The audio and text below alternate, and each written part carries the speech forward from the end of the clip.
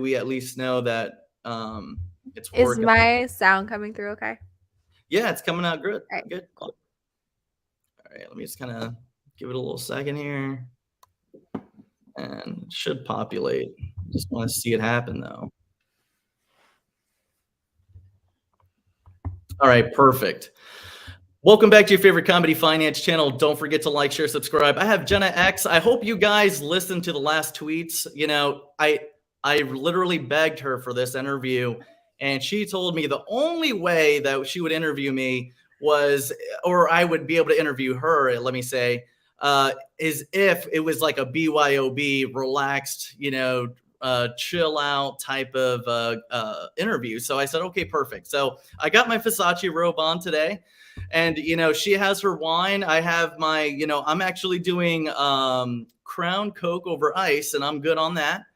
So I hope you guys brought your BYOB. I did make sure to alert you earlier in the day on my Twitter account, MYCNetwork. And don't forget her handle, I believe, is XRP Jenna, right? Good deal. All right. So, she is probably one of the most famous women within the crypto sector, as far as I'm concerned. She has a ton of coverage on NFTs and also other Web3 projects. She's bullish on a variety of different picks. So I did want to bring her on and talk to her about just some of the things that her community likes, because every community has a set of different projects they believe in.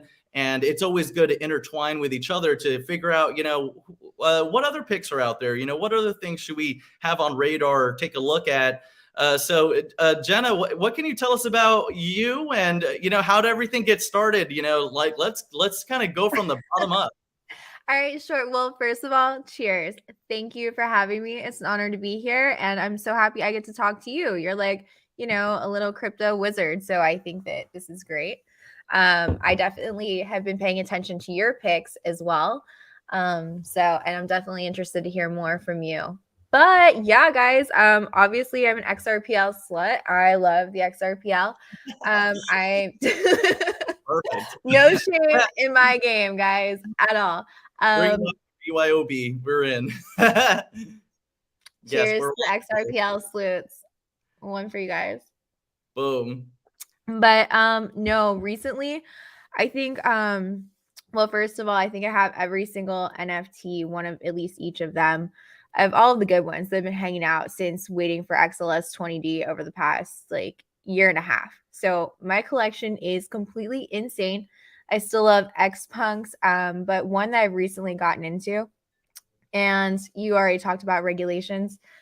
I'm not shilling anything. This is not financial advice, and whatever. That's your disclosure. Okay, so I've gotten into Fortunes, and I think that's really cool. It's a gaming project on the XRPL. And of course, you self-custody your NFTs, but 50% of their profits every single day is divided up into what tier you have. So I have tier 3, you get more, I think it's 30 or 40% versus your tier 2, tier 1, but it's like an XRP printer. So every single day you're getting passive income in XRP. I love it. It's in your wallet. You don't have to think about it. Easy. What else? What do you want to know about? That's my favorite. Yeah. I actually, before we get into picks, I'm more interested in you. So how did it get started? How did what happened that got you to say, something, I'm going to talk about crypto and kind of just keep people updated every day. What happened? I know it's traumatizing. I've been through everything, trust me.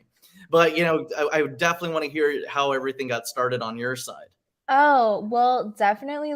So I first heard about it in 2017, Bitcoin. And of course, I bought it, didn't know what I was doing on Coinbase like everyone else. And then just started kind of paying attention after that, sold, whatever. I didn't get back into it until 2020. And that was one of my best friends. I can't say her name, and she works for a 3-letter agency.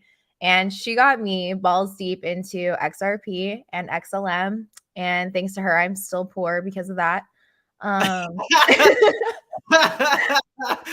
sorry, that was way more funny than it could have been. But yeah, I'll be really honest with you. I think XLM and XRP, that first run from 15 cents and XLM 7 cents last cycle was not too bad to play. I believe my first entry on XLM back when was 7 cents, and then XRP, I felt like I had the best deal in the world at 15 cents. And given the last ATHs, the multipliers were not that bad, but I think what it is as to why we're not as appreciative as we used to be for those plays is because of how greedy we've gotten. Oh because my God, yeah. 10x is just not why we're here anymore. Oh, it's so hard, right? And then like you can't have all the gains and you can't always buy the bottom. But I think that's why like figuring out your exit strategy is so important. So it's like now that I've been through a full cycle of everything, I see it and I'm like, okay, I know that these are great prices for me and these are when I'm taking gains and I'm going to be happy with that. Like I can't be too greedy, but I mean, you have to figure it out and it's different for everyone. Our community is known for being the greediest in the sector. So, you're in the right place if you want to be very greedy. We're not going to hold it to you. It's okay, but this is the right place if you want to talk about greed. That is no doubt. 100%. There's something I've seen like a lot of, like I've seen different picks that you like Phil Coin. That's definitely a solid play. I remember way back when we got to buy it for like $2. You know what I mean? Right. And I think a lot of people did well with it. I still think it's a great company. It's definitely a blue chip company. But, it's not one of my holdings, but a lot of our people do like that company. Sometimes you just can't get all of them, so I try to measure things out by multipliers or what have you. Exactly. That's why I won't buy it over $10. I'm done because I know a 10x is realistic right now. And like I was buying at $3, but I don't know if it's gonna hit like $200 next bull cycle or whatever. So it's like I need a minimum 10x. And that's why I like the low market cap gems because we can get 50, 100, 1,000 if we're really lucky. But Yeah, exactly. I think knowing tokenomics is the best bet. Now keep in mind too for the viewers out there, again, as we go forward, we're not financial advisors. It's not financial advice. You do you. We're gonna do us. Everyone has their own bet to play. It's rug or be rug. Don't fucking forget. Right. You have to. Yeah, we could go to zero by tonight. Don't forget. So, but what I wanted to say was, I think it's a good play. I definitely see a 10x happening. It's definitely in the cards. Yeah. For what's the price on Philcoin right now, roughly? It's like over $7 now. It's like $7.40, I think, last time I checked. But you know what? Another one that I was looking at that I almost forgot about. Johnny Crypto was talking to me last night. Flow. I forgot to pay attention to Flow. Yep. That's what's funny is that's a perfect business model. They did it the right way. They have the right partners. Ticketmaster. I actually have never bought it, and I've always known about it. And I think it's an amazing company that it has the scalability and it has the right partnerships to like volumize its use case. I think the whole you really think about it. I feel like NFTs. Yeah, there's art and collectibles to it, but I think the bigger play is ticket sales too. Oh yeah, definitely, no doubt. And that's why like what BPM Wallet's doing on the XRPL, they actually got one of the Ripple grants. They were one of the grantees for that. And I think they got like $250,000, but their whole model is to, prevent ticket fraud and all of that. But also you can stake from your wallet. And if you have like one of their NFTs, then you get more back with your staking. You can pick your tiers, how long you want to lock it up for. So I really, really like BPM for that reason. You think about it, this is going to save or probably create like another stream of revenue for a lot of these companies that are utilizing companies like that, because it's like, in today's world, I guess, I don't want to say back then because it's still happening.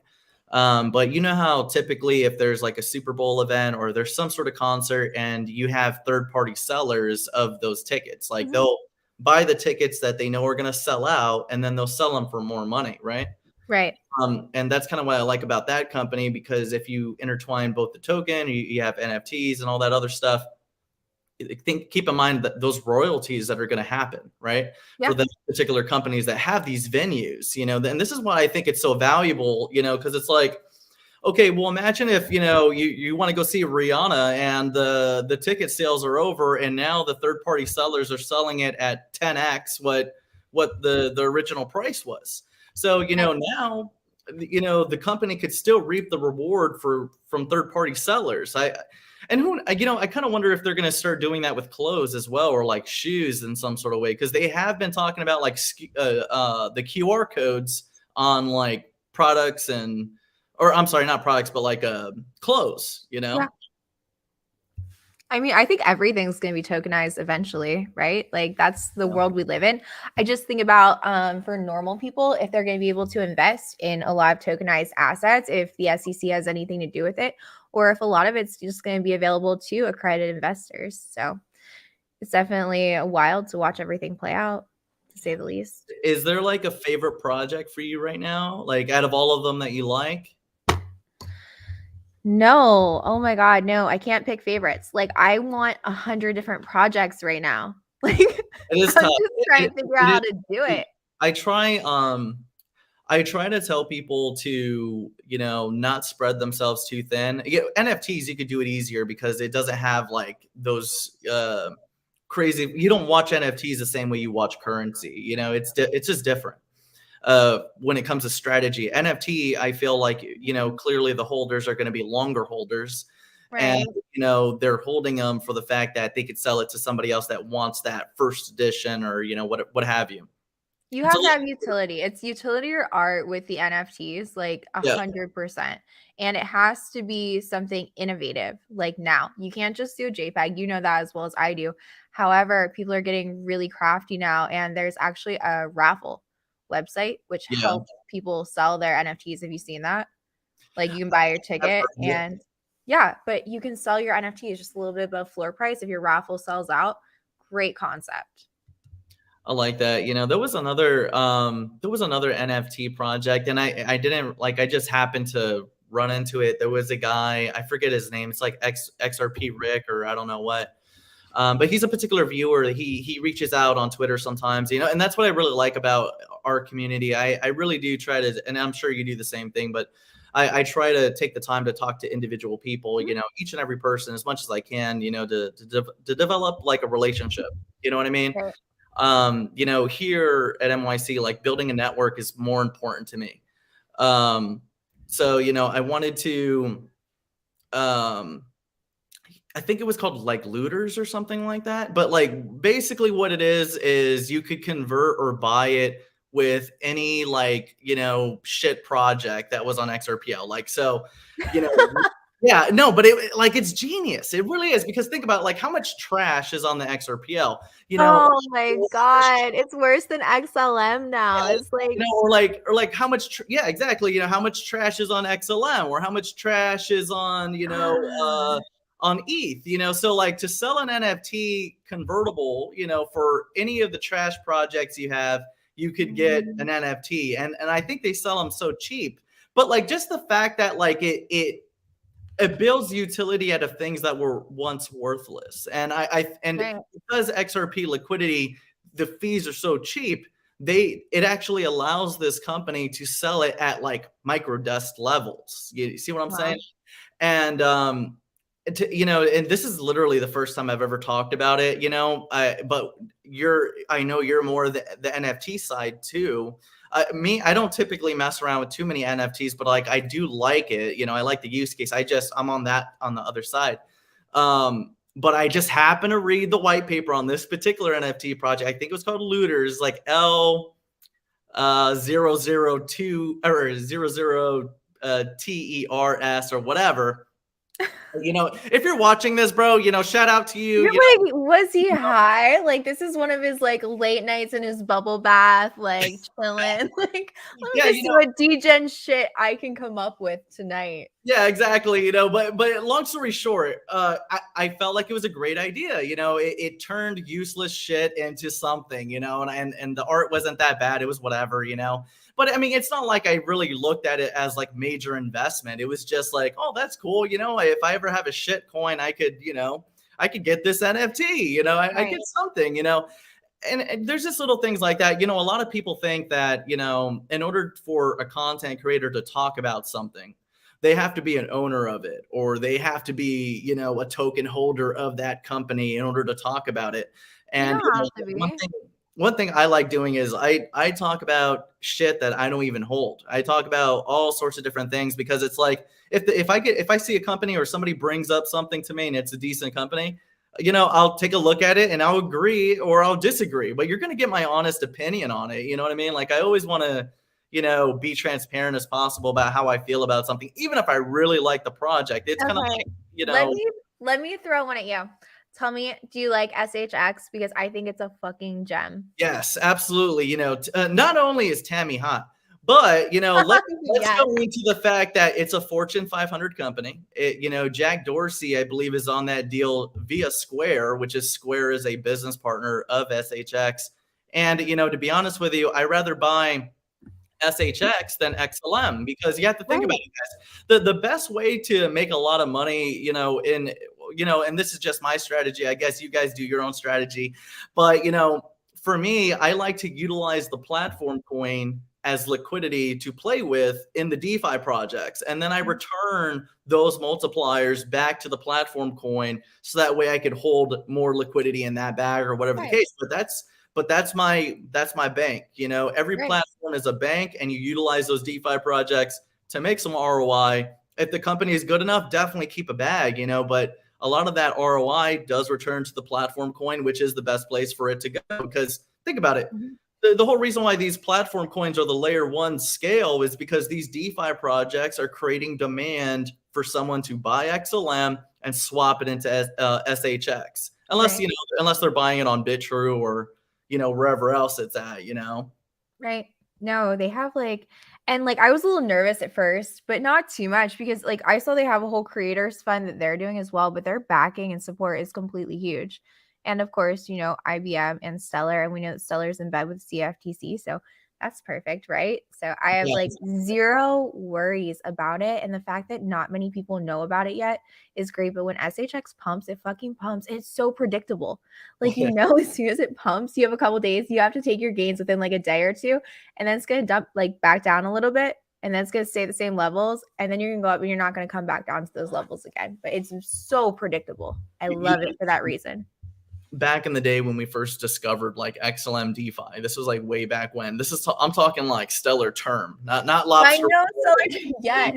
Not Lobster Wallet, Stellar Term, and we would get on it. We absolutely destroyed life on SHX when we first because when we first discovered XLM DeFi and we started teaching people how to use Stellar Term, people thought it was a scam.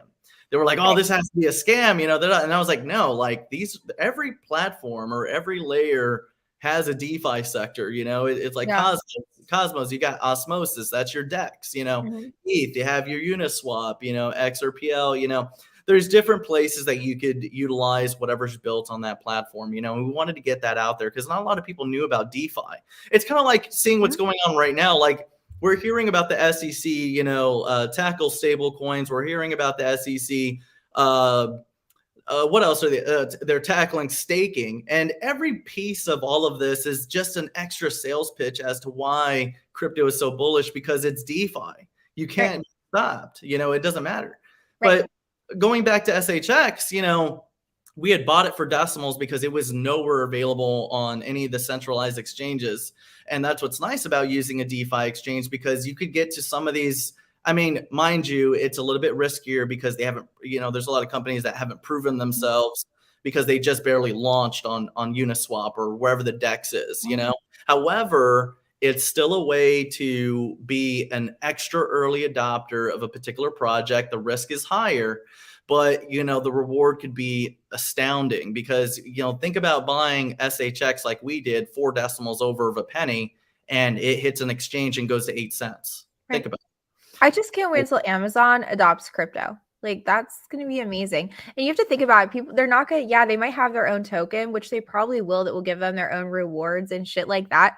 But they're probably going to use all of the main ones that anyone that actually has regulation, they will use. It's not just going to be one. It's think about Travala that does it, and BitPay, anywhere you can buy a gift card or book travel. They're already doing it and everything. So I think that it's just important to find those ones that are going to be regulated, but people need to know whenever they're looking at these small ones. And I think there's a whole nother world on Stellar where there's a bunch of shit, but I think there's a lot of big things they're, going to build on it too. Like, So, as shady as Jed McCaleb is, like, he has like all the elites on his side, man. Jed the Judas is no doubt untouchable. There's no doubts about it. You know, I've, you know, see, here's a fun fact for you. So Brad the Garlic House started here at MYC. You know, when I first started and I got into crypto, I used to be known actually for all the jokes I would make, because we started as a comedy finance network. I mean, we're still there. You know, I introduced the show as a comedy finance network because I am a bit of a comedian. And I do think, you know, finance should be fun and educational and entertaining enough to keep up, you know, because, you know, finance sucks. It's very boring. It sucks. But it could be fun and it could be entertaining, especially with the circus, you know, that we see right now with the Fed. It's clearly, you know, a comedy. It's the biggest tragedy ever, right? But, you know, long story short, I mean, I forgot where I was actually going with this, to be honest with you. I do that shit all the time. I hate that shit. Damn, you know, I completely lost it. You know, there's just so many. Oh, okay. Brad the Garlic House. That's where we were at. Yeah. And Jed the Judas. So Yeah. Brad the Garlic House, that whole joke started from me because I started out as a, you know, just a commenter. I was just commenting on videos, but I would say the funniest things because like every time I would watch a video, like the euphoric, you know, orgasm that the content creators would have, like, you know, have me laughing my ass off because I was like, yo, like, man, these guys are super excited. And, you know, that's why I started laughing. And I was just like, man, you know, it's Brad the Garlic House, you know, it's him and David Schwartz, the Holy Donkey, Chris the Larson, and watch out for Jed the Judas. Be careful. You know, a lot of these, all of the wife changing, divorce now, make money later, that all started at MYC as a comedy finance network. But like, I think what made us survive outside of the comedy was just the fact that it's like, you know, I do have a financial background and I do have a pretty good understanding of what I'm talking about when it comes to fluent finance, you know, but I could never let go of my comedy, you know, because even in corporate office, in corporate office, I was, you know, I spoke like a sailor at meetings whenever I closed deals or talk to a business owner about exiting their company or strategic partnerships, whatever the fuck it was. I always was dropping F-bombs or making funny ass jokes or, you know, like people love that, you know, because it's like you're going into a business meeting or you're going into finance, you're going into something of that nature. You're so serious. And, you know, we all know what each other want. We want to win. That's all. Right. You know, right. Win. And, you know, there's so many things that we could talk about on top of winning besides just how we're going to get there, you know, and I wanted to make that enjoyable. But it is funny. Jed the Judas should be, you know, mainstream, and also Gary Guzzler. There's no doubt. Why did you even have? I was having a great night. Why did you even have to say his name? But yeah, definitely Gary Guzzler is the name for me for him. Yeah, there's no. I used to think like he was actually going to be helpful. Like at first, I was like, "Oh shit, this is great!" Like he used to teach crypto at MIT. This is actually going to be good. No, fuck that. Like really, he's a piece of shit. I mean, there's definitely corruption. You know, we've already given every opportunity for them to provide, you know, clarity or a rule book, and they just haven't done it, you know? So like as much as I love that there's so many admins out there that I know of that do the right thing and they have the right intentions and all that stuff, it doesn't matter how much you guys prove it. It's corruption. It has nothing nothing to do with your character, you know, and you know, sometimes, you know, when I hear, you know, our community is a little bit different. We have admins from different ecosystems. We have developers. We also have investors, you know, but you know, if you go to MYCNetwork.io, first three things I tell you is we have investors, we have admins and developers, and we conversate with each other on a real level. And that kind of brings about like a more happy medium between understanding what each and everyone's interests are. The investors want to win, clearly. We know why you're here. And the admins, you know, they have to win as well, you know, but there's a responsibility that the admin needs to do, whether it's, you know, putting coins into circulation, divesting, you know, doing whatever they need to do to continue the project and make it a reality. You have the developers' interest as well. But long story short, I feel like the more investors and developers and admins communicate, or they put forth what effort and blood and money goes into these projects, I feel like investors would have a proper understanding or expectation for how long a unicorn company takes to make. It takes 12 years, 15 years, 20 years. Look at Amazon, Tesla. These are all 15, 20-year companies or more. And we have stupid ass investors out there that get pissed off at somebody busting their ass because they're not rich in 1 or 2 years. That's bullshit. So, we need to get more admins and more developers to tell investors to shut the fuck up sometimes. Yes. Yes. I'm so tired of the when. Like, yeah, exactly. when. I know we all want to win. We all want to win, but you have to put the right expectations out and not treat these people that are busting their ass like criminals. Yeah. So, right. That's just my point on this is like, we have to have the perfect understanding. So that way people, because think about it, if investors had the right expectations, they would invest accordingly to that expectation. So we always want to go to that level. What's funny, I was just thinking about Jed the Judas, but I just remembered a really funny name that we made up for fucking Cardano. So, and I like Cardano, it's whatever, but I do want to so his nickname is Charles Foreskinson. No, stop. Be nice to Charles. He's my homie. Come on. I actually really like his character. I like who he is. I don't like the XRP community for how most of them or some of them are so oversimplified or riddles or the dumb shit. There's clearly the adults and the XRP community, but we all know who the fucking children are. Wait, have we discredited the Riddlers yet? Because I'm trying to follow the fucking timeline. I've been just putting from the get-go. I mean, we have a term that we like to say called scalability has nothing to do with regulation, because a lot of our people have been here or experienced enough cycles to get double or triple digit multipliers. Do we need regulations for that? No, we didn't. We just invested smartly and correctly. We did our research, whatever the case, and we held. So, the whole thing that some sort of like magic needs to happen or a flip of a switch, whatever it is needs to happen in order for scalability to happen is nonsense.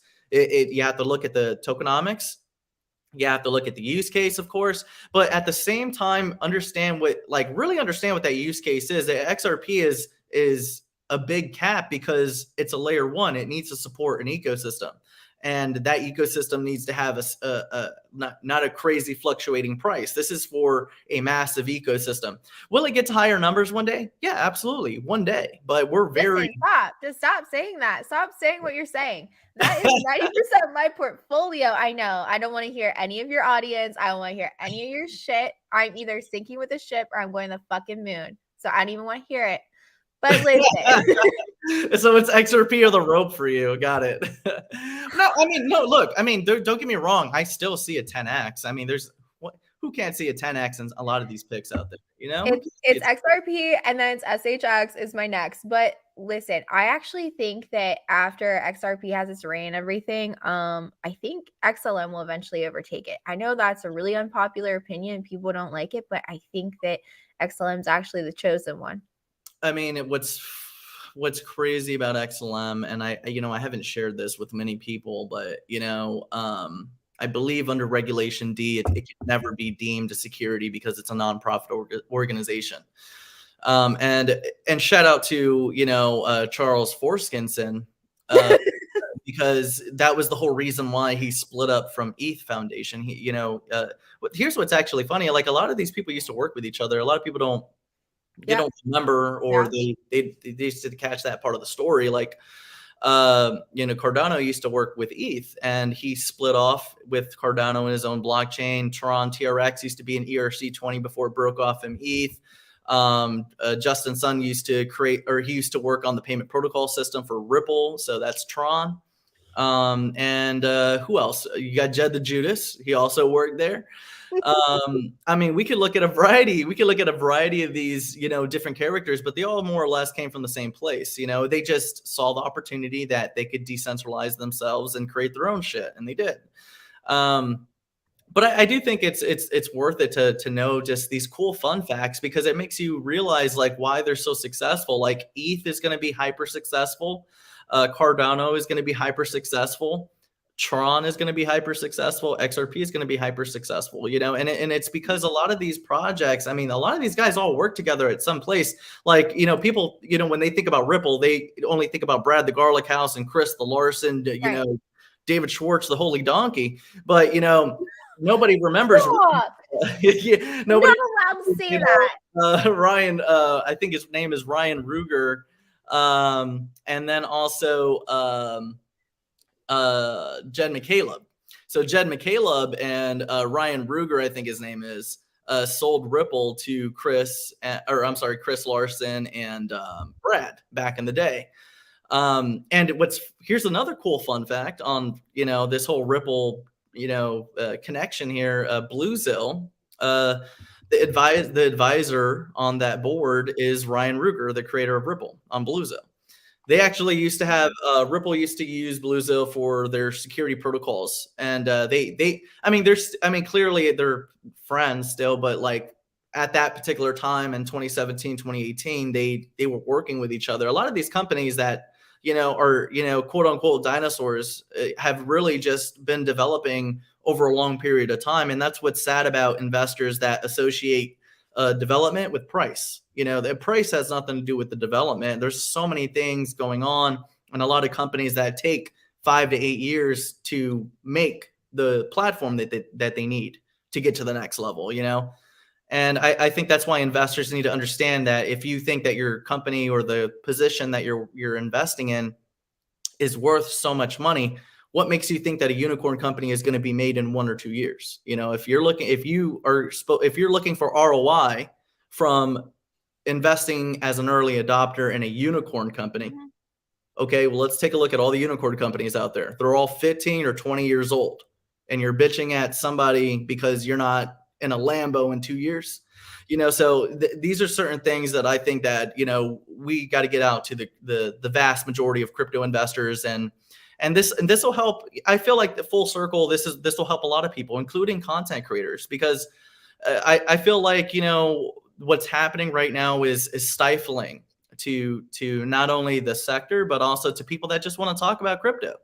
It is. It's scary though. I'm like, listen, there's shit I want to say, but I'm like, I don't want y'all to sue me. So like now, honestly, for the past 3 months, I've shut the fuck up a lot more. Like, I'm not gonna lie. Like, yeah, exactly. They make it unfun. You know, I remember when I used to do funny shit on Facebook back in the day, and now when I post shit on Facebook, people are getting mad at me and blocking me.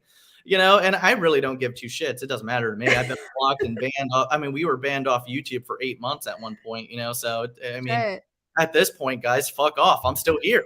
But okay. you know, like wait. So I want your take. I want your hot take on Zen. I just got into Zen the other night because my friend who's super into hacks was like, called me up and was like, Jenna, what are you doing? I'm like, well, I'm super depressed. She's like, shut the fuck up. Get on Source. I'm like, okay, cool. So I started taking Zen and I feel much better. I've been on it for 2 days. But what's your hot take on it? I don't remember the research I did on it. To be honest with you, I did research it because I was learning about Zen and Hedron at the same time.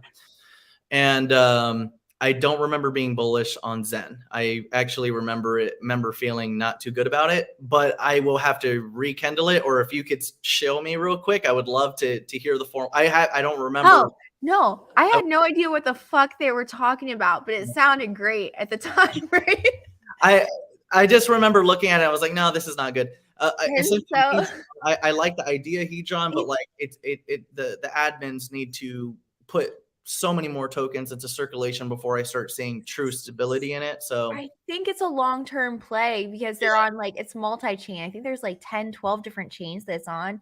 I know the host from the one radio show, he sent me a Zen NFT on Avalanche, but I saw on there like Moonbeam, which I know is one of a huge holdings of Arrington Capital. So I was like paying attention. I'm like, oh, that's cool. And I know the guy who started it, he was like a back-end developer, one of the first ones on Google, right? Or at least he says. So I mean, I don't know. He's got a huge following. What's the use case on Zen? I have not figured that out yet. Okay. Oh, that's, you know, something. Look, guys, be easy on her, because Listen, no, this has been Please, 2 days, guys. Here's what I know. Here's what I know every time I look at it. I'm still not sure what I'm doing. It says I've minted it, but I can't claim it for another like 368 days, and then I can stake it. So I have no idea what's actually happening. I know I had to pull out my old MetaMask, and I don't even use that shit because I'm on Zum, but I know that it happened, and I feel like it's cool. So I'm gonna fuck around with it. That's what I know. I'm gonna have to just take a look at it, just because you mentioned, so I could kind of rekindle what I was thinking about. They can't get in trouble because you don't buy it. You just pay gas fees to mint it wherever it is. So I don't know. Oh, okay. So it's like, okay. So that's good. That's still good. You know, it's not like it's a huge killer, you know, where it's going to hurt you to get exposure to it. That's good. Yeah, but the way they were explaining the NFTs, where it actually sounded like a money printer.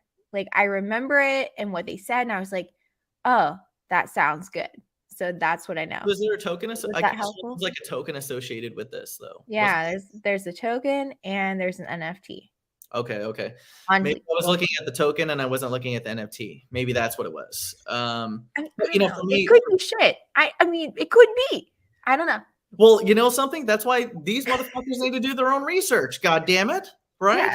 So, but, you know, I think that I'll have to just take a look at it again, you know, and there's a lot of times where, you know, even like when I'm trying to, you know, do research on something, or like, I mean, you have a community. I'm sure you review picks like nonstop every day. You know, I typically review 10 picks a day, typically. I really don't do a lot. But here's the thing.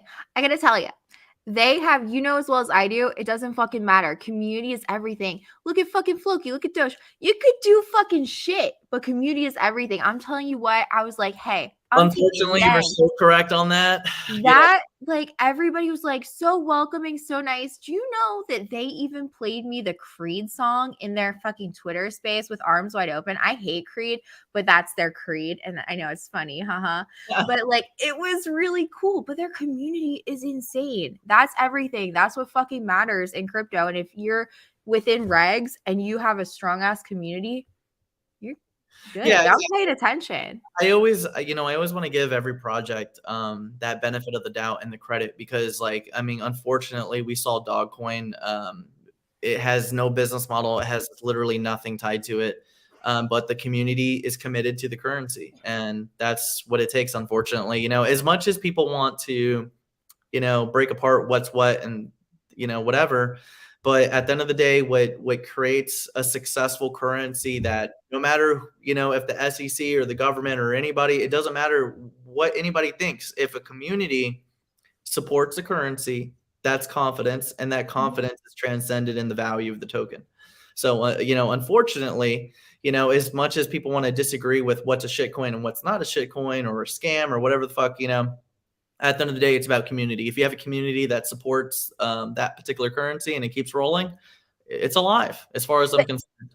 Zen is trying to merge into the XRPL community. And that's what I'm saying. Like, that's why they reached out to me. And I'm like, let me pay attention. Let me see what you're doing. And they're so multi-chain. But like the Hexicans are now Zenicans. Like all the, you know, there's so many. Like this could be a thing. I mean, why not? I mean, if it doesn't cost you that much, why not? You know, I don't even know how to buy it. I still haven't even figured this out. I hope I did it right. Well, at least we know what the name is. You know, that's good. Well, you know, so look, you know, well, on my side, I review literally, and not by choice. You know, I actually really despise it sometimes. You know, and you know what's funny?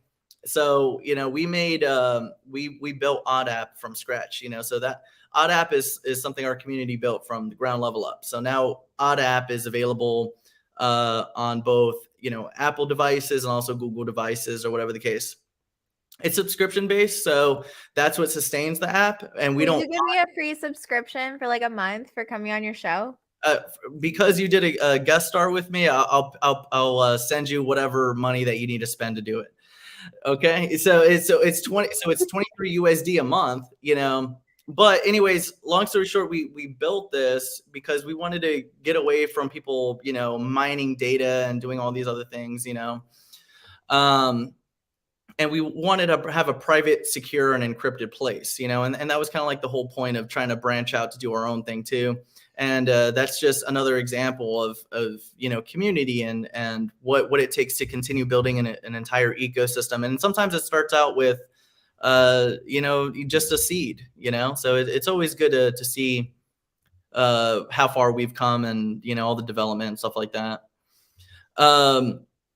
But yeah, you're more than welcome to come by anytime. It's definitely a place to be. And the reason why is like, you have to think about what we were just discussing earlier. We were talking about how like, I'm you know, installing it right now.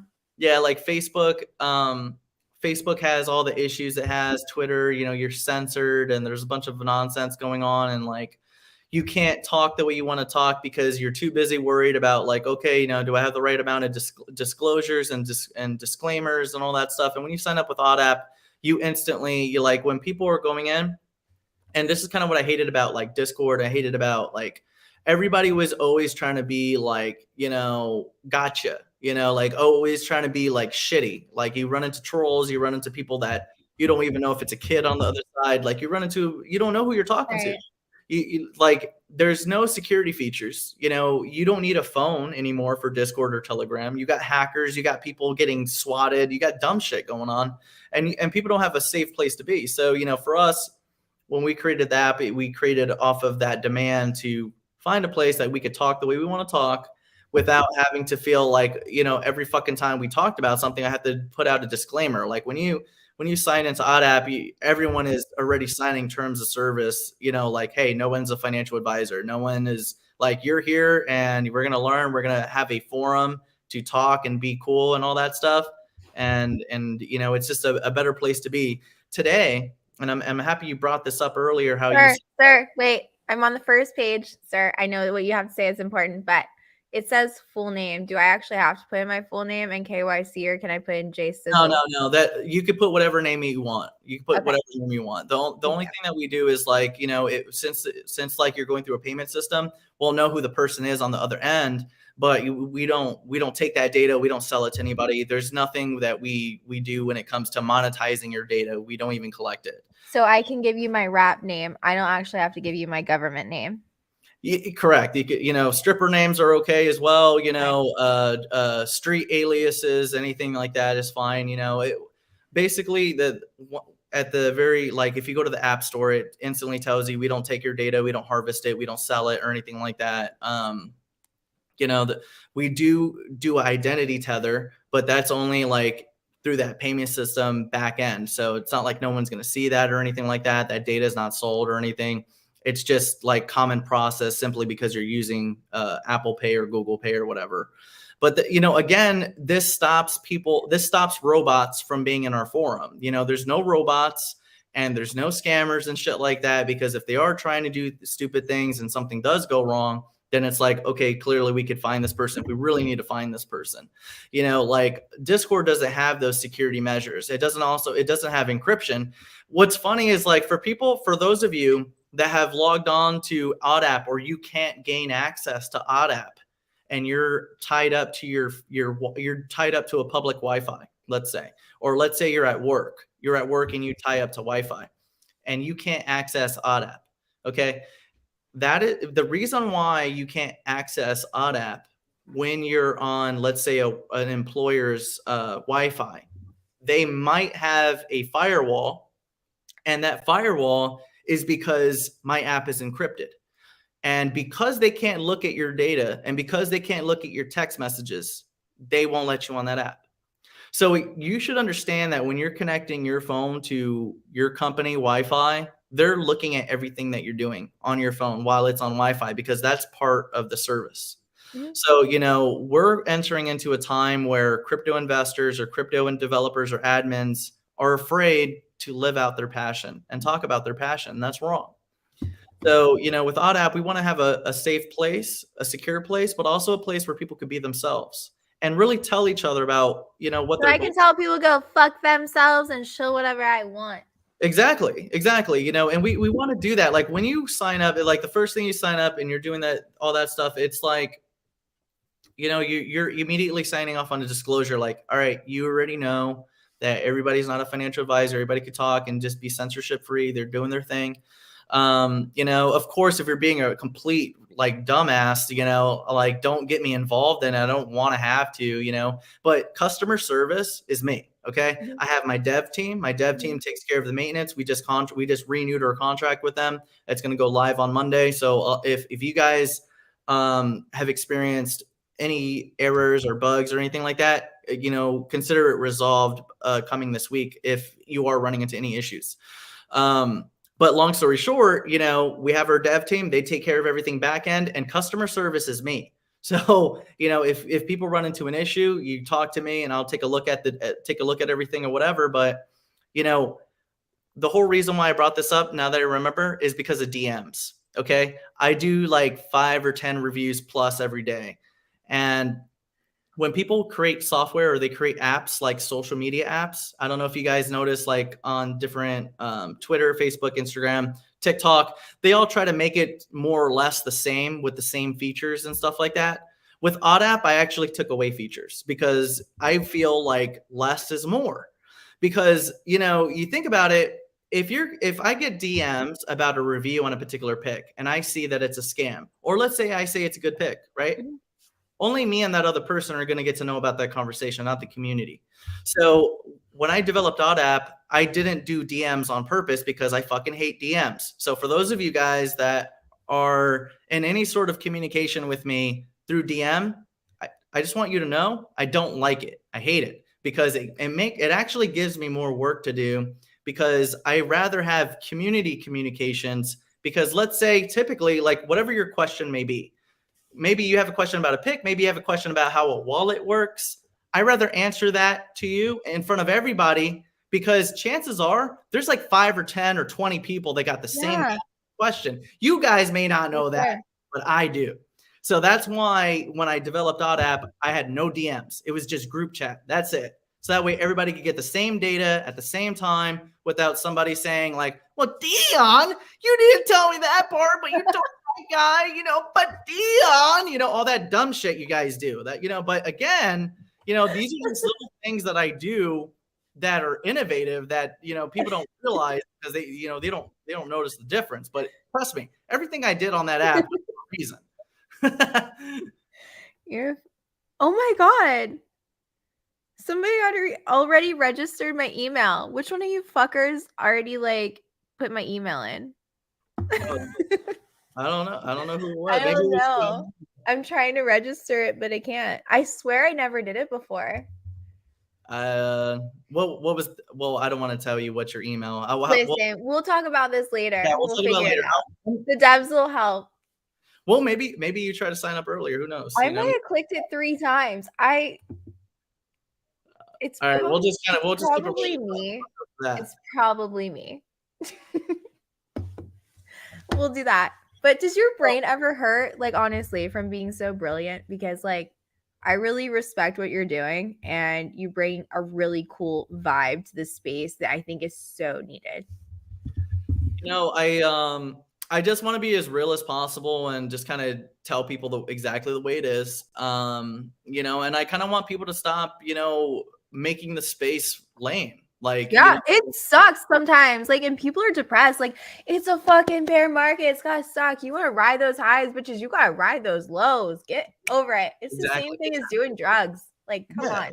Exactly. If you cannot handle the extra highs without doing the lows, that is absolutely correct. Yeah. But you know, not like that we know from experience or anything. We're just saying. Yeah, exactly. I've only been to Miami like once, you know, but you know, but besides that, you know, let's kind of go into other reasons that, you know, make things lame in the crypto space. You know, so I've had a couple because, all right, so we have admins from different ecosystems, you know, within OddApp. And, you know, sometimes they'll tell me about, you know, things that they're going through or, you know, shit they don't like. I hear the good and the bad and the ugly, you know, because some admins, they're never going to tell you how they really feel. Like typically an admin, like for instance, I just told the audience and you guys that I fucking hate your direct messages. You know, there's a lot of admins that will never admit these things, but like you should actually tell everybody exactly who you are, how you feel, what you're doing, and you know what the biggest plan is. You know, I like to be 100% out there, and the reason why is because it's going to make people hate me faster, but it'll make people love me faster too. And it's kind of like my filter to find my people. So, you know, I feel like, you know, when people are honest with me and I'm honest with them, like, hey, this is kind of what it is. You know, yes, I'm a mess. I understand that, but you know, this is what it is, you know, but at the end of the day, you know, if we had more people that, you know, communicated efficiently between different sectors or different passions, the crypto sector would understand each other more, expectations would be correct instead of the sensationalism, you know? So that's why, for instance, like I wanted to bring up, over the past few weeks, I had a few admins talk to me about, you know, different people or myself, you know, giving our thoughts or feelings on what price could be in the future, you know, and I understand that. And a lot of admins are afraid right now, and that's sad. A lot of admins are afraid of their own passion and their own success. Yeah, it sucks. Because of the nonsense that's going on. But again, this is all because we have bitches. We have literally so many bitches. Yeah, we got really a lot of people that ruin it for other people. They ruin the fun part about the crypto sector to the point where now on Twitter, I can't, you know, be as bullish as I want to be because they have no fucking balls because they're whiny little bitches and they don't know how to play the game, and everybody is so fucking Sue happy. Like, yeah, exactly. And so it gets to this point where it's like, you know, everybody is getting like, it has like this woke agenda, this woke ideology where it's like there's no fun anymore. It's kind of like when Facebook used to be fun and it turned into shit because people got banned, they got censored. You know, it all snowballs on it. And now Twitter is acting the same. You know, my original account is still banned. So, you know, Facebook is like for 50-year-olds and yard sales. Like, well, yeah, no doubt. But no, I'm saying Twitter, on Twitter, I'm banned. You know, I'm banned everywhere. You know, so again, my account right now, it's growing a little bit or whatever, but I know in my heart, eventually it's going to get banned too.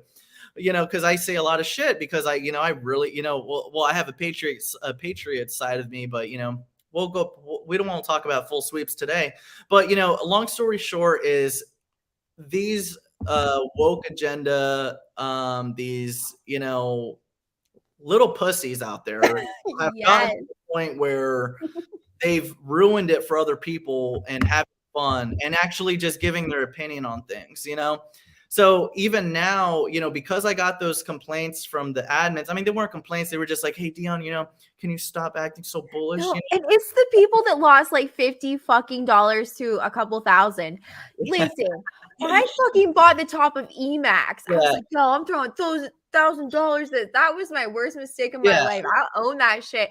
But no, it's the ones who lost $50. You have Kevin O'Leary who lost like millions on fucking FTX. Like, no, yo, I stand by that. Like, no, I'd ruin exactly. like, come on, it's the little pussies. But guess what's happening though? Guess what's happening because of these types of people. The people that act like this, and another thing too that I think is wrong is loosely always using the word scammer or scam, because if you say it too much, it doesn't mean shit anymore. Right? No, it doesn't anymore though. Everything crypto is a scam. Everything in crypto is a scam. Everything is a fucking scam. Exactly.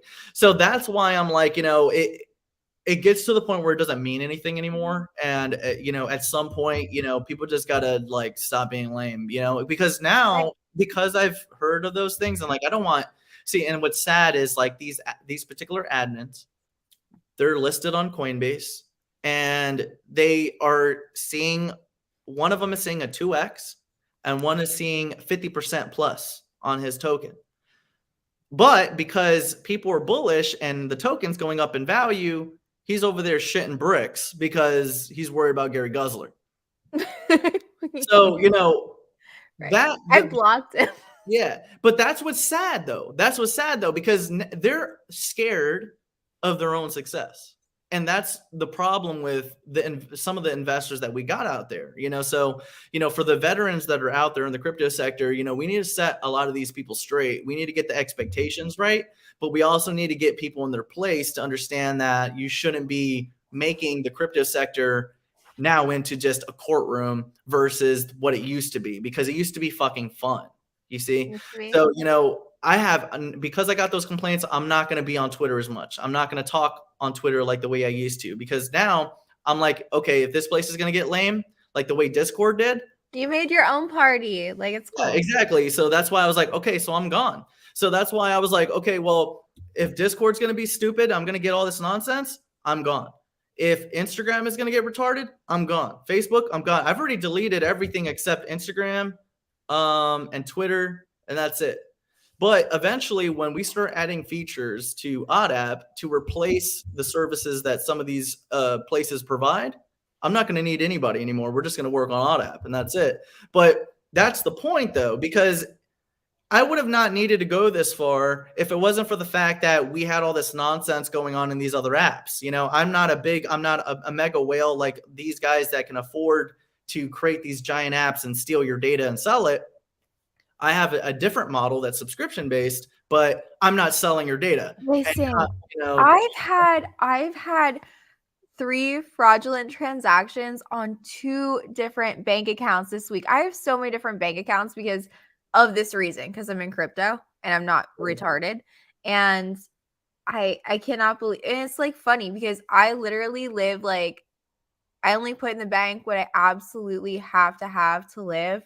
And I laugh. I'm like, seriously? Like, it just sucks though. There's so many people though. You have to be safe. But I think it's important that you hit on that and tell like people about safety and everything. But like, I have no idea where they picked up different cards at. But it's obviously not hard to fucking find me because I'm doxxed. I put myself out there to people. So I hope you had fun with your $500 at Walmart, bitches. Oh yeah. Well, you know, you definitely want to take security, you know, seriously at all cases, you know. But you know, this is kind of what I was talking about. You know, eventually a lot of these social media giants are going to get so annoying to be on. You're going to drive the content creators to different platforms that are, yeah, for sure. And you know, I'm hoping that we could create something like that for the crypto sector with OddApp. You know, right now it's more catered to MYC type of material. We are different, you know. We definitely have shenanigans, you know, but we're educated. We're educated Do people. you have your own token?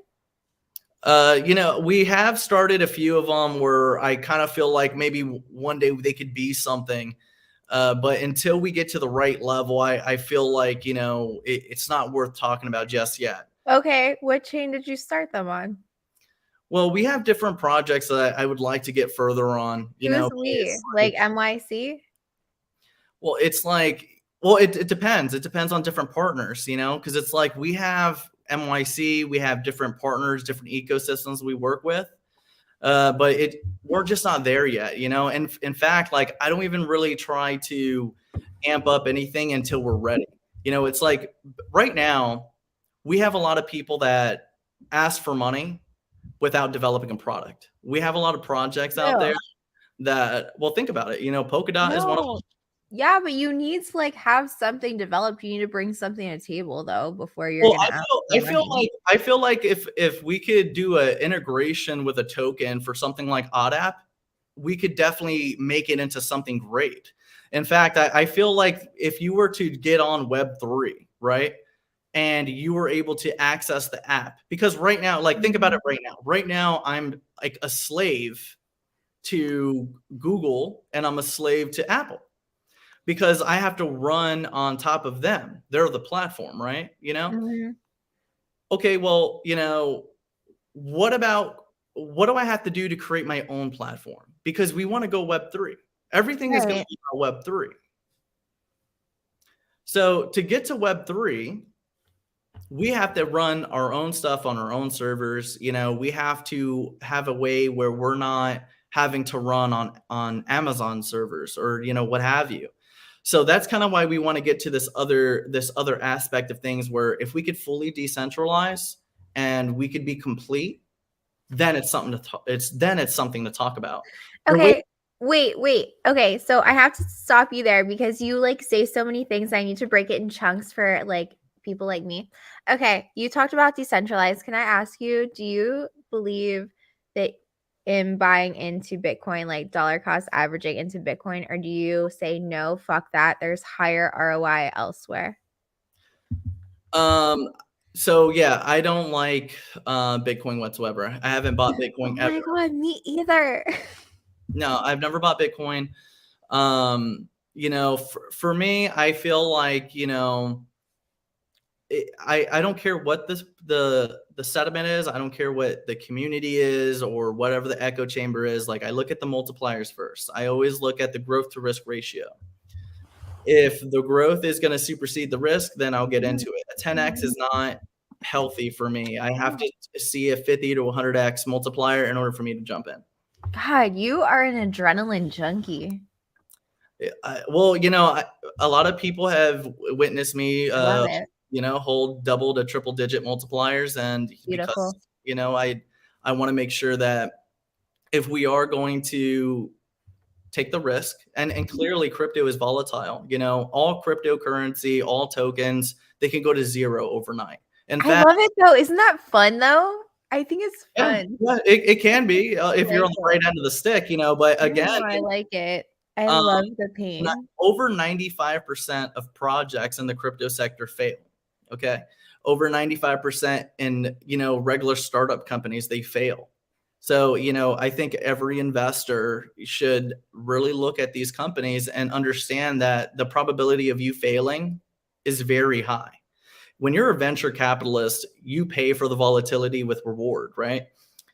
When you're dealing with brand new emerging markets, you know, there's crazy amounts of reward and multipliers, but at the same time, the price is volatility.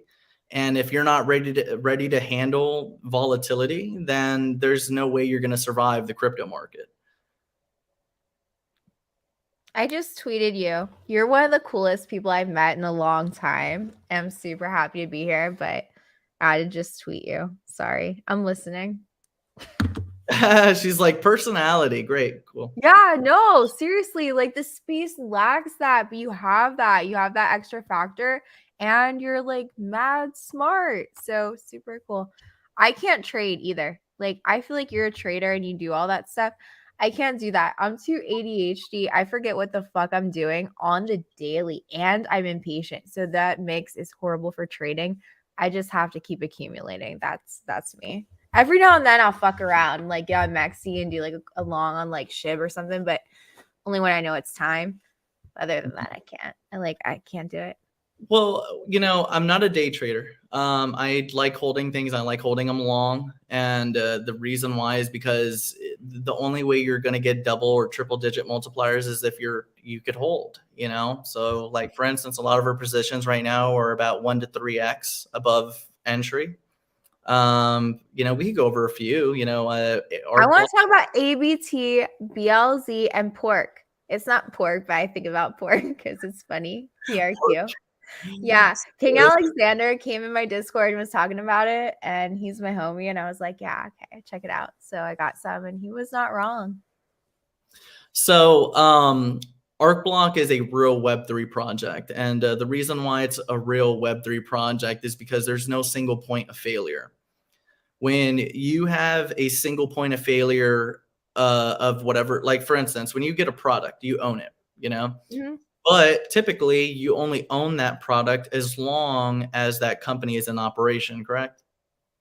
Well, yeah. Typically, right? Yeah. So, you know, a real Web3 project allows a product to be sold to you and it's operational whether or not that company exists. So you own literally what that tool is, you know? So what ArcBlock has is a blocklet and you can make Web3 websites, different dApps. There's an AI assistant on it. You know, there's a variety of different things, NFT creator, NFT Photoshop maker, like literally like everything you could possibly need in order to create a project from nothing, you know, in days versus, you know, months or years or whatever. So it's very fast, you know, but the point of the matter is that I think a lot of people miss is the middleware.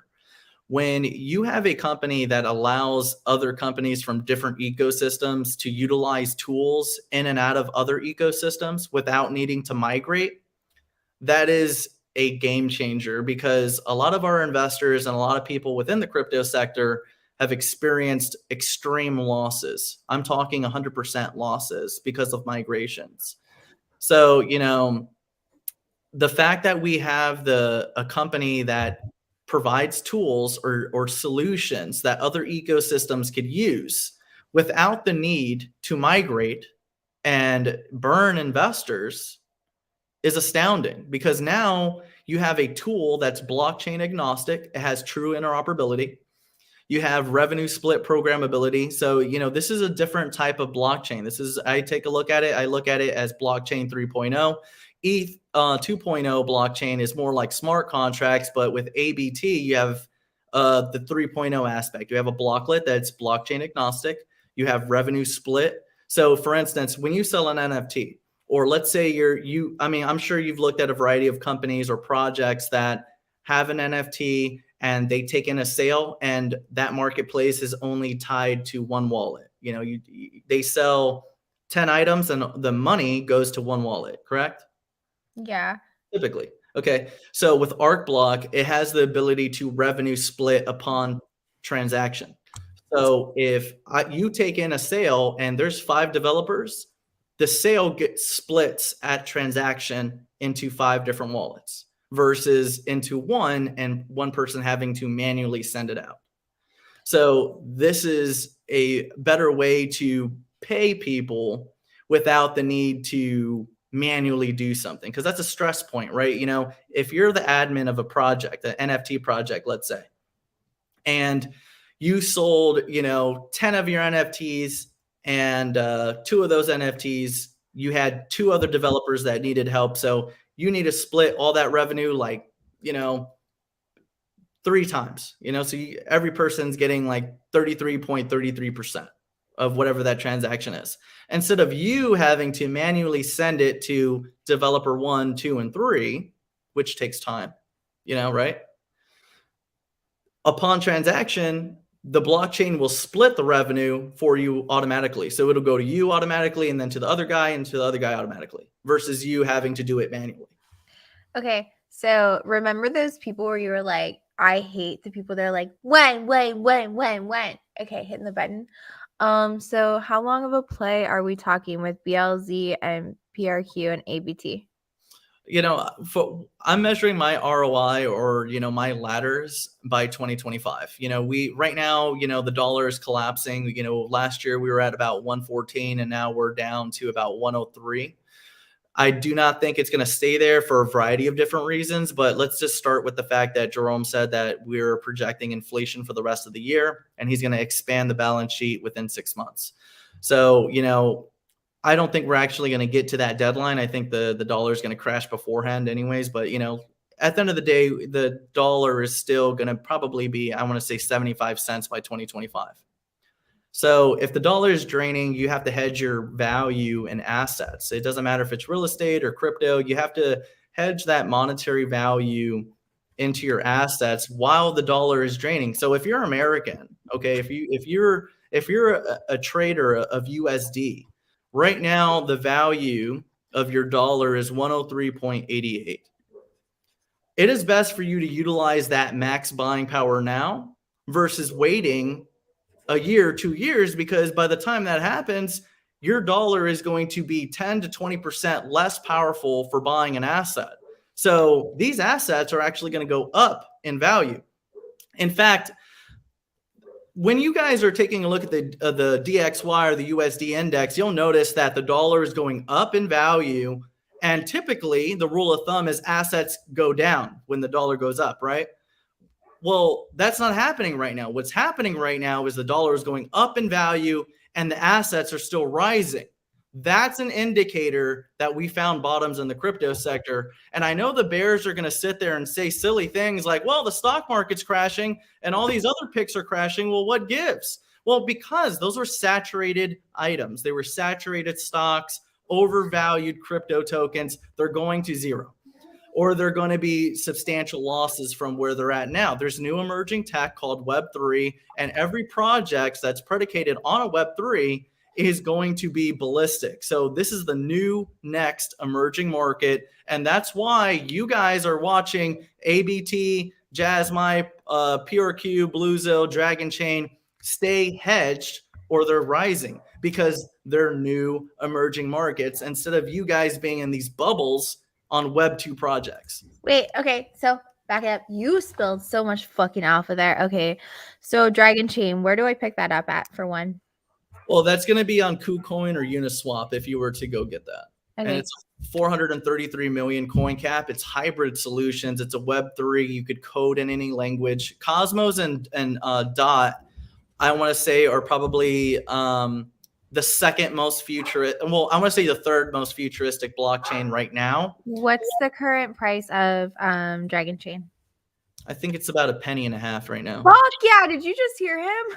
0.015 and a $433 million market cap. That's fucking beautiful.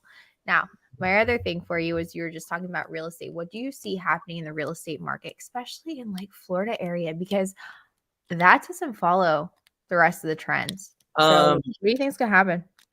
I think the market's gonna go. It's gonna go up. You know, so what's sad about the mainstream media right now is the fact that they've miseducated investors. You know, they've miseducated investors by saying inflation going up means assets are going down. That's wrong.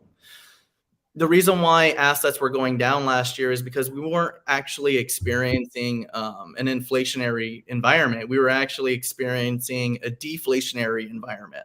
When we were experiencing a deflationary environment, the USD was going up. It went up to about $1.14. It actually collapsed several assets, including the euro and the pound, all last year. And I think it'll crash this year. But at the end of the day, you know, the dollar was going up in value. This was weighing asset prices down. It collapsed a lot of different markets, along with a variety of other mishaps that we experienced, like FTX or Luna or whatever. You know, but at the end of the day, you know, the dollar was hurting the market, you know, because when the dollar is powerful at 114, you could buy a lot more asset for less money. But the media kept telling everybody, oh, the inflation is going up. The inflation's going up. And that's why the assets are going down. They are wrong. They're lying to you. Okay? Yeah, of course they are. Yeah. Assets go up with inflation. Assets are hedged or they go up in value with inflation because your dollar is buying less. Mm-hmm. But we weren't going through these inflationary times. We were going through deflation. So, but in 2023, you know, we broke 105. Now we're at 103.88. So with a variety of other reasons I could go over, I don't want to long-wind it, but you know, there's a variety of other reasons why the dollar is draining. And let's just start with the number one fact, not only from the Fed meetings, but let's just start with the fact that the interest rates are not superseding the inflation rate. If inflation is 6% or more, and the yield on a bond is anywhere between 2 to 4%, if depending on if you're doing a 2-year or 30-year bond, then why the fuck would a bond investor or any US dollar debt holder, US Treasury holder, hold their principal when it would be eaten away by inflation, including their yield? So, wait, you know, I have a question for you. Stop with that one. Okay, so how much do you think a $100 savings bond that was bought in, let's say, 1992 is worth today? Off the top, I couldn't tell you. I'd have to look at the percentage rate, you know, but right now the percentage rate is about 4.5% on a 2-year treasury. And you're looking at 3.8 or 4%. Oh, I'm sorry. No, you're looking at 3%. Yeah, 4.5% on the 2-year, and I think 2% and change on 15, 30 years or whatever. So most people are doing the 2-year US Treasury, like USDC and Tether or whatever. But, you know, again, you know, who wants to hold bonds when no one's getting paid? We have a debt deficit. You know who holds bonds are fucking slaves. That's who holds fucking savings bonds, and that's the truth. I mean, that's, you guys want to know, that's what my parents left me, and that's why I got into crypto, because I'm like, I'm gonna find a better way. They're, you know, they were like, Jenna, the way is to put cash under your mattress, put your money in a savings account, find a couple stock, like nothing good, nothing. I got no great financial advice from my family because they were never taught financial advice. And that's why listening to you, Dion, like that's why what you do is so fucking important for people. Because you know what? You're not going to learn financial advice in school. You're not going to get that. Like, especially if you see what's happening around you, you absolutely will not. Well, what's sad is like we have a lot of investors that are learning in the wrong places. You know, they're trying to learn off the news. And what's sad about the news is literally we have people even of high stature speaking in the same language, saying inflation up, assets go down. And that's a problem. When you're educated and you take a look at what they're propagating today, it really opens your eyes to what education is or what they allow it to be. Back in my day, we weren't saying climate change. We were actually saying global cooling. Okay. In your day, how old are you? My day. I'm only 32, but back in my day, they used to say that we were going to experience global cooling if we continued on our route. And then after a while, they started saying, "Oh, well, it's not global cooling that's happening," because nobody gave a fuck. They were like, "Well, it's global warming." Okay. And then it turned into climate change. So, again, this goes back to the miseducation of the media and the government, and it's for good reason. It's the same thing that Thomas Jefferson always talked about when the state would target education to dumb down the citizens of America. And that's exactly what's going on, so that's why when I take a look at, what they're propagating regarding inflation and deflation, in fact, they don't even say deflation. That's what's fucked up. But, again, this is how they fool the masses into being afraid of this market when they shouldn't be. And, again, some people, they are very pessimistic and bearish, but I'm not. If we have a debt deficit, 31 trillion, and it's going up, okay, we have a debt ceiling that needs to be expanded in 6 months. That means that $31 trillion debt deficit is going to expand. Now, governments that are not getting enough revenue to pay off their debt via tax, okay, which clearly America does not take in enough tax revenue to pay the debt deficit, governments are going to do the same shit they've always done since World War I, World War II. They're going to expand the monetary system. So what they do is they expand the monetary system via inflation, which creates it at the expense of the American citizen or the citizen. And they pay off the debt, because when you expand the monetary system, you have to think about money system as like a rubber band or elastic. When you're stretching the monetary system, you're also stretching out that debt. So when you devalue the dollar, you're devaluing debt, and governments pay off debt no other way, because there's no other way to get the money. So they have to inflate asset prices to pay off the debt deficit. So that's what they're doing right now. I got 3 bags of groceries today, and it was $114. Like, well, you saw what the during the last FOMC meeting, they said that how they measured inflation was a box of lasagna. That's how they measure inflation. Yeah, I'm serious. But what's funny, I think you kind of froze out there a little bit. I don't know if you guys could hear me. Let me see. Did I catch you? Okay, you're back. Yeah, sorry. I have a Wi-Fi extender, and it does weird things, but I have to plug in my computer. So I'm right here. Keep talking. Okay. So, long story short, no matter what the government does or what any government does at this level of debt, they're going to expand the monetary system to pay off massive amounts of the debt deficit by inflating asset prices. And that's what they're doing right now. So, I'm getting in position while the dollar has stronger buying power. Okay. Yeah, well, of course, so that I want to shout out Jason Keys. He's one of our OGs. He's been here since day one. He says, we all know this inflation number is bullshit, so, and it is, if you take a look at, what's fucked up about the last CPI report, or let's say take a look at the other inflation reports, they actually removed food, energy, and shelter from the inflation report.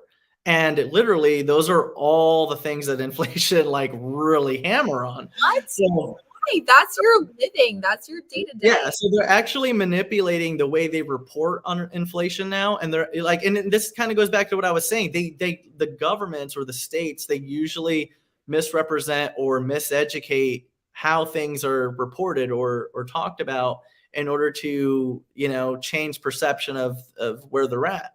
So and again, people are going to be stuck in poverty if they don't get educated, and I try to share what I've learned. My background the last few years was M&A finance, mergers and acquisitions. I've always been in finance. I really like it. Like I've even done real estate. I've done the car industry, you know, all these different things. I try to transcend what I've learned over the years. Yeah, but like how, and I get what you're doing with that, but how do you feel about what the Bitcoin maxis are doing with their financial education? Okay, with their financial literacy, they're literally like, and Jay-Z is behind this too, and Lamar, who I like go to head with in Clubhouse frequently, who is shilling Bitcoin at all-time high and telling people to buy it on the fucking Cash App, right? That's why I do not respect him at all. They have Bitcoin maxis putting out all of this education, financial education, and crypto literacy in all over the place, Also, right? this stuff about the media. They're not teaching them the real things, the things you actually need to know. Anyone buying Bitcoin at $69,000 is not going to get ahead, especially lower and middle class who don't have the extra money to put in. They're all down right now. How are you going to like tell anybody shit because you are a Bitcoin billionaire and you got in really early? I have no respect for these people. What are your thoughts? I just think that I mean, it depends on intent. You know, a lot of people don't realize this, but you know, it's really hard to prove fraud in finance. And the reason why it's hard to prove fraud in finance is because of intent. You have to prove that that person was intentionally scamming somebody else, you know? Talking about Bitcoin is like teaching a fucking history lesson at this point. Oh yeah, yeah, you know, but if something fails, it's not a scam. That's intent. I mean, like if let's say if the person was trying to make something successful and it wasn't successful, then that's not a scam. That's just failure, you know, versus somebody person who puts in like any little bit they have every week, let's say into a savings, let's say it's Bitcoin, you might get ahead by a little bit, but it's not going to be what you need. You need altcoins to get rich. Yeah, exactly. You know, the reason why I was saying all this is because like I don't think that a lot of these people that are, you know, I guess quote unquote, you know, crypto educated or whatever, I don't think some of them or most of them are intentionally trying to scam people. I really do. I try to believe in the good in people more often than the bad. I just think that a lot of these celebrities or a lot of these people are actually not as educated as people think they are. And what's sad is because they're celebrities of some sort, people give them a higher respect or a higher stature when it comes to what they're talking about. And that's, you know, wrong. You know, I used to say the same thing because YouTube, you know, you can manipulate subscribers. Same thing with Twitter. You can manipulate followers and likes and views, and you can manipulate all these things with different services. So I always said, like, look, I mean, you know, you shouldn't take these as representations of legitimacy. You should really hear the content, hear what you're listening to. Because a lot of these people that were celebrities that were endorsing stupid ass projects, they had no idea that they were stupid ass projects. You know, they weren't intentionally doing bad things. They were just taken advantage of. Do you think that like Giselle and Tom Brady will get in trouble at all for FTX, but yet Kim Kardashian gets in trouble for EMAX? Do you think that like they will see any kind of punishment? Probably fucking not, right? Because I mean, if you could foot the bill, then with FTX, they'll pay it away, you know. But again, you know, you can't. If you really were to fight these cases in court, you know, chances are the celebrity would win. And the reason why the celebrity would win is not because they're scammers and not because they were intentionally trying to scam you, but because of intent. The promoter or the celebrity had the intent to deliver a good product. And the project or the CEO had the intent to do the right thing or the intent to create a successful project, and it failed. Yeah, well, I intended that Keishu would do well, but that was a fucking dumpster fire. Well, that's what I'm saying. Like but your intent was to do well, you know, but you failed. You see, so that's not a scam. You see what I'm saying? Like you cannot be called a scammer or something a scam without knowing the intent. Was the intent for the person to scam? That's what makes a scam. I'm sorry to anyone who bought Keishu and there was my exit liquidity. Exactly. But, you know, but on the flip side of this, if somebody was trying to be successful and it failed, then that's just a failed project. And that's why I try to get across to people, when you're taking a look at a startup company, it could be an LLC, it could be a crypto project, it could be an idea, it could be whatever. These are startups, and startups and projects and small businesses, over 95% fail, always. So with that understanding, I feel like people should think things differently, or research better, or, you know, not just blindly throw money at whatever, you know. But again, this is all part of, you know, expectations too, you know. So that's why for that guy that was promoting Bitcoin and, you know, talking about growth and all that stuff, and clearly me and you know that, you know, all-time high on Clubhouse. Yeah, you can get it on Cash App. And I'm like, motherfucker, yeah, exactly, you know. So in that particular case, who knows if the guy was just uneducated, or, you know, what have you, you know, it could an education program with Jay-Z. And I was like, well, Jay-Z could be a dumbass too. I mean, clearly he is, if he's dancing around with fucking Morena and shit like that. But, you know, my point of the matter, you know, like, have you heard of that? You know, Jay-Z and Morena, the witch. I'm not Morena, and I'm not dancing around like that. Oh, well, you know, as long as you're not going to any spirit cooking dinners, or I think it'll be all right. Oh, but, you we're know, not grains. We're not like that.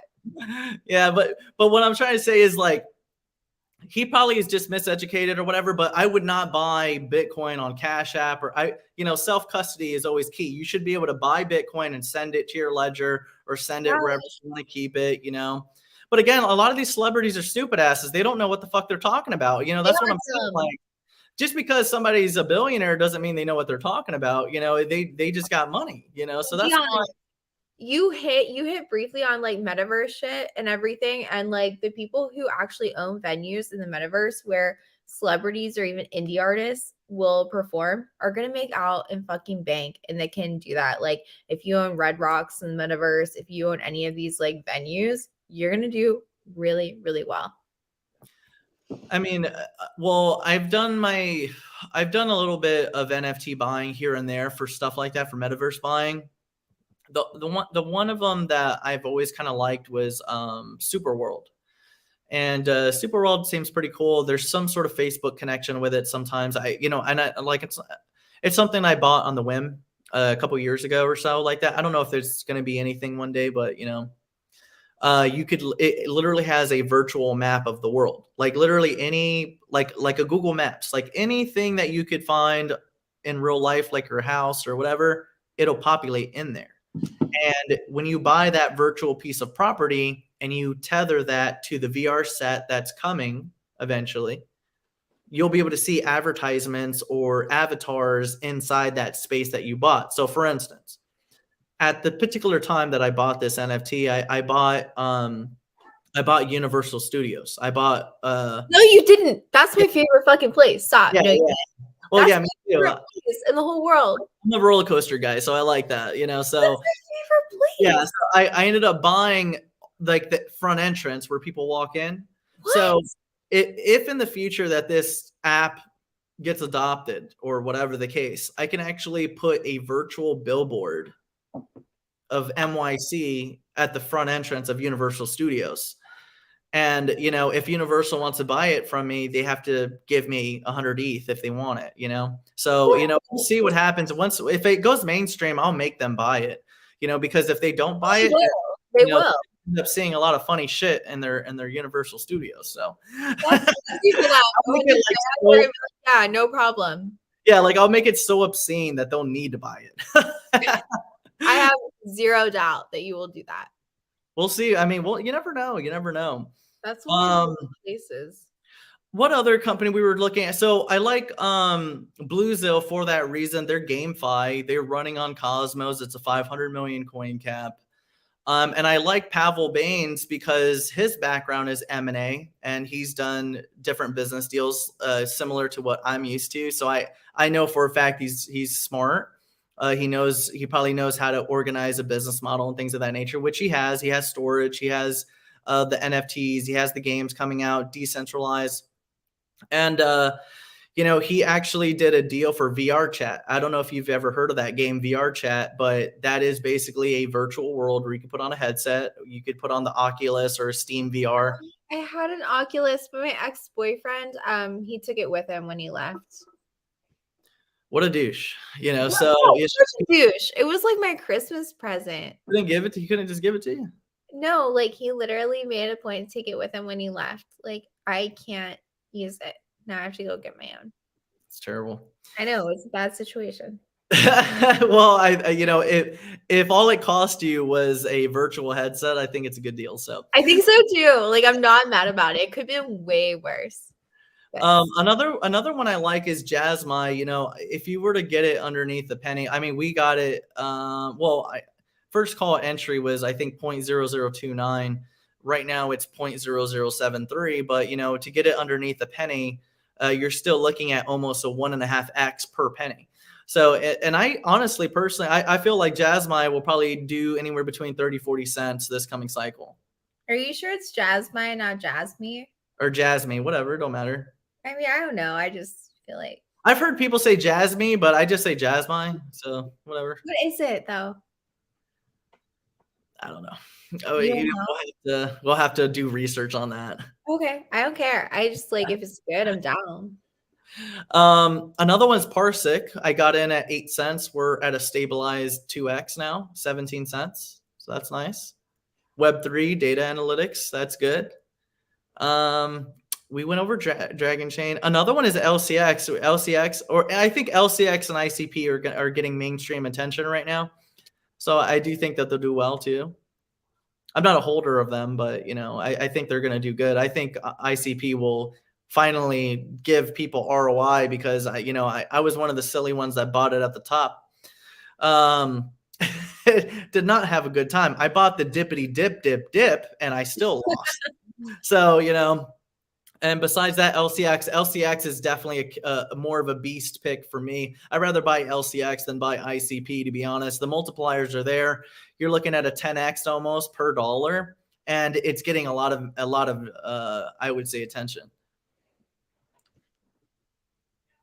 I'm buying everything you just said. Well, you know, I'll tell you my favorite picks right now. The only things that I like right now that I'm actually vested in would be ArcBlock, Jasmine, Parsec, Bluezill, and Dragon Chain. Those are my favorite. And the reason why is because all of them are Web3. And I believe the bull cycle will be predicated on Web3. I think Web3 and utility and who has like regulatory clarity. Well, you know, we'll see what happens with the library case recently. That's that judgment that all tokens sold after ICO are not considered securities. I think that is going to be a powerful cross-reference for Ripple and Dragon Chain. So I do feel that they might get listed this year over that judgment. Yeah, but at the same point, like that's a different token. Like they're still fucking in debt. I wouldn't buy into the library for anything. Like it's just not my thing. I wouldn't either. The tokenomics aren't there for me. I wouldn't. No, I'm not into it. But I don't know. I just think it's a stepping stone. I don't think it's anything substantial. I think it's just like cool. Hey, that happened, but I don't think it's.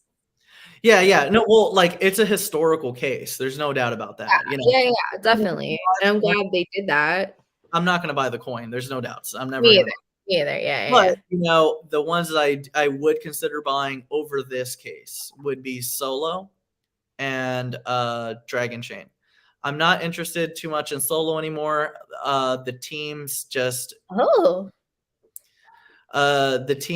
don't excite me as much as they used to. So I'm not bullish too much on it, but I do feel that Solo will get its license based on that XRP case and Dragon Chain. I think Library Coin, I think a lot of XRP community needs to pay attention to because a lot of what happened in that case is going to liberate both Dragon Chain and XRP and LBC. I would say probably sometime this year. I really do feel that Brian Armstrong is going to do something a little bit more spontaneous. So I do think that he's gonna do something maybe this year. We'll see. And Dragon Chain has the money to fuck with the SEC. I don't think Ripple does, and I don't think that Dragon Chain has plenty of money to fuck with the SEC. What are you talking about? I really, well, I do. I know they got money, but a lot of that money is tied up. So because you got to think about a lot of that liquidity that makes up the value of. They have enough millions. They've already put 100 million towards the case. They can do it. Brad Garlinghouse himself is a billionaire. They're not. There's no doubt they got the money, but I think Coinbase, Brian Armstrong has the money and the power. You know, well, yeah, of course. I mean, don't forget Brian Armstrong was at some point considered part of the U.S. Treasury. He was actually within the cabinet at a particular point. So, you know, we have to still pay attention to those, you know, those power plays. I do think that, you know, Coinbase is actually going to have more to do with U.S. regulations than most people think. All right, I'm done researching. You're my new research. Yeah, there's a lot. There's a lot. It made my life so much easier, guys. Just Dion, he's got it. So, well, you know, we've been on for about an hour and a half. You want to keep this rolling? I'm down if you want. I actually have to leave. Okay. I gotta go. Like, I love this. I love everything about it. And I'm so sad I didn't actually get involved in OddApp sooner because like it's only been out for 30 days. So I think you'll have plenty of time to have fun. Cool. I'm glad like I'm part of it. So I'm part of the family, guys. Fuck yeah. So let's go. So, all right, guys, look, we have XRP Jenna. Make sure you find her on Twitter. She is super awesome. Subscribe. Yeah, don't like, he's way cooler than me. He's way cooler than me. I just talk shit, but like, you know, Dion, like you're a fucking genius. You're brilliant. And I totally respect you. Thank you so much for having me. I appreciate you. No, thank you so much. Thank you for taking the time to come on with us and you know, talk to our community. So guys, I'm going to end this one short. I really respect you guys. I love you guys a lot. Don't forget to like, share, subscribe. Make sure you add her on Twitter and also on her YouTube channel. And I'll see you guys on MYC OddApp. It's on Google and Apple devices today. All right. When we get this ended up real quick.